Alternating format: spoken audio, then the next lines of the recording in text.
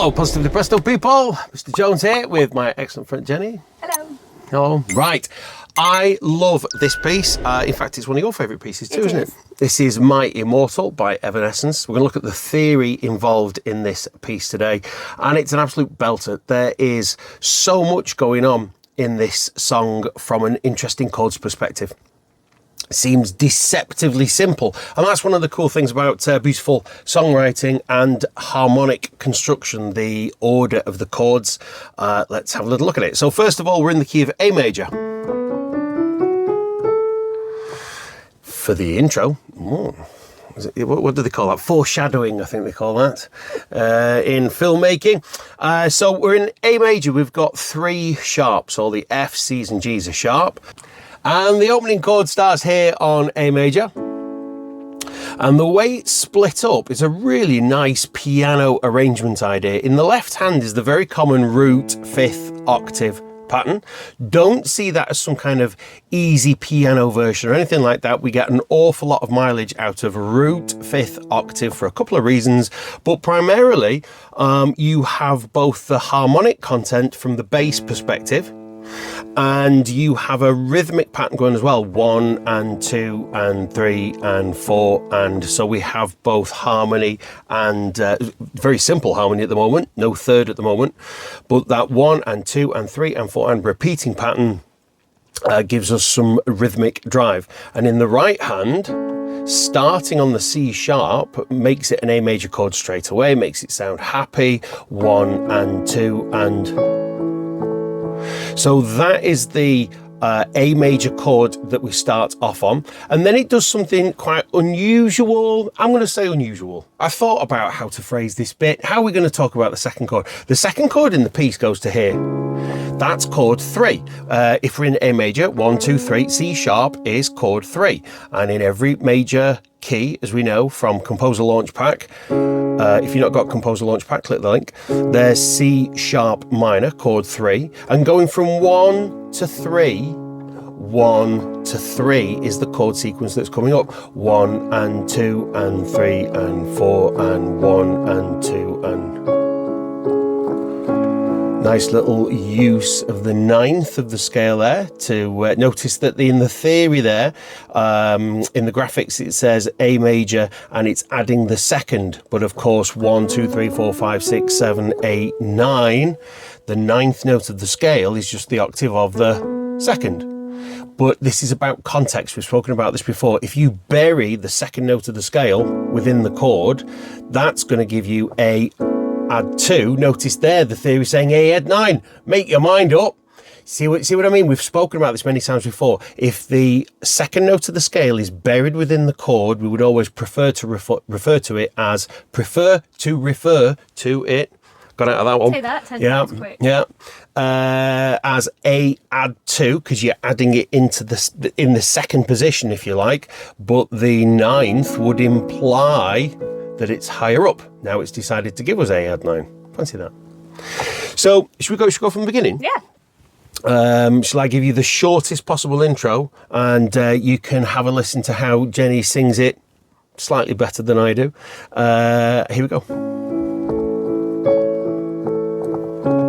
It's pretty. Play the whole thing. It's pretty.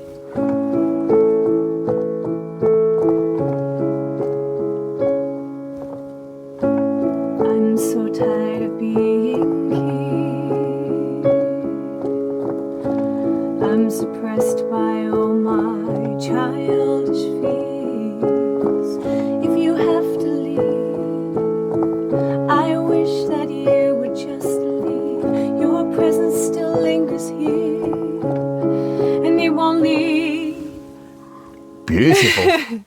And did you notice there that so once we've done A, once the vocals come in, once the verse starts, A to C sharp minor, A to C sharp minor, and then the melody line goes up, and if you leave, Is it that section? Have to leave. And if you have to leave, notice that the melody line goes up. And again, you see this in Composer Launch Pack, where we talk about keeping something the same and varying something else. So the accompaniment and the chord structure is the same, but what's happened is the melody has gone higher up register-wise. So the melody starts here, and then you can see how the melody starts here now on the E. So the melody starts on the root of the chord and key that we're in. And then when we come to, and if you have to leave, told you I was rubbish at remembering lyrics, we go up to the 5th. And so the melody starts on the 5th there, and so the whole thing starts to open up and sound more interesting. And then we now come to the little bridge section, which is F sharp minor to C sharp minor. Now, when we were on chord 1 in the key of A major, we hear this as chord 1 because the melody is being sung along the scale of A major, and the chords are going 1, 3. But when we then start the next section, we've got this consistent F sharp minor, C sharp minor, chord 6, chord 3, 6, 3. Okay, everyone happy with that so far? And here's the gorgeous, interesting bit. As we know, every major scale has a relative minor, which is found on the 6th degree of the scale. So 1, 2, 3, 4, 5, 6. F sharp minor is the relative minor of A major. And so when we then have this repeating chord sequence going from F sharp minor to C sharp minor, F sharp minor to C sharp minor, what's happening is it's tuning our ears to get used to the idea that that is actually more like chord 1. Because if we keep coming back to the same chord, it's reinforcing that chord as the tonic, that note as the first note of the scale of the key that you're in. And the reason that this is important is because so many songs will start in the minor and go to the relative major, very common. Some songs will start the other way around, just like this, they'll start in the major, go to the relative minor. What's nice about this is how it gets from one to the other. Relative minor of A major, the key that we're in, to chord 3. But that chord 3 is, if you think about it, 1, 2, 3, 4, 5, chord 5. So it's effectively going 1, 5 in the relative minor. Or is it going 1, if I want to say the relative minor, the key of F sharp minor, and then that E chord, and that E would act as chord 5 if we were going back to the key of A. But we don't do that. We go from chord 5 in A to 6, or, as in chord 6, or see it as chord 1 in the relative minor, okay? So all that's happening is it's pulling and pushing the ear as to which way it's going to go, how's it going to sound, and that's where it lands. And then one of my favourite chord sequences in any music, any piece of music ever. We like that, don't we? Chord 1 going down to chord 6 in the key of F sharp minor. 1, 2, 3, 4, 5, 6. So from 1 to 6, but we're going to hit E over the top of it, and E is chord 7.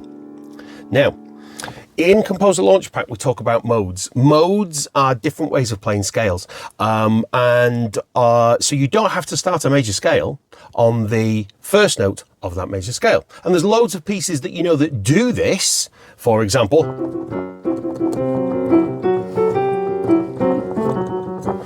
The Simpsons is based on that scale, C Lydian. And some of you are going, what? Composer Launch Pack, go and have a look at it there. But that gorgeous raised fourth makes such a bright, interesting, quizzical sound. It's the brightest of all the scales. Again, we discussed that in other theories, in other videos and other courses that we do. If you'd like to take a deep dive into music theory mastery, our premium course recognised all over the world for its excellence in music education, just click the link. You'll be taken through to here where you can get a free trial. And when we have that in back to my Immortal, that chord, we have effectively a chord of D with an E over the top. And that E over the top is giving us a 1, 2, 3, 4 raised fourth. So it gives us that super bright Lydian sound, which we love so much. Can we do the chorus? Here we go. 2, 3, 4. You cried-eyed wife. I can't remember the next chord. Now, make sure you practice. Oh, always practice. What is it? Is it? Oh yeah. Remember? I didn't know what key I was in. Should we try that again? 3, 4. You cried-eyed wife, away all of your tears. You scream-eyed wife, away. I feel the words now. I held your hand through all of these years. You still have all of me. How gorgeous is that? So that whole at the end of the chorus gives us that chord 7 in the key of F sharp minor, 7 leading to 1 as it was going into the chorus. So at the end of the verse, we have that kind of sound leading into the chorus, but at the end of the chorus, we've got chord of E, which is 5 also in A. And that's where it goes back to. Those are there's so much more in this piece, but those are the key factors that I wanted to bring to everyone's attention because they're stunningly beautiful. If you want to know more about theory, just click the link in the description and we'll give you free access, in fact, to compose a launch pack so you can have a good dive through that, see what you think. Immense thanks to my friend Jenny. Thanks for coming. It's all right. Take care. See you next time. If you'd like to sit... Don't know what that was.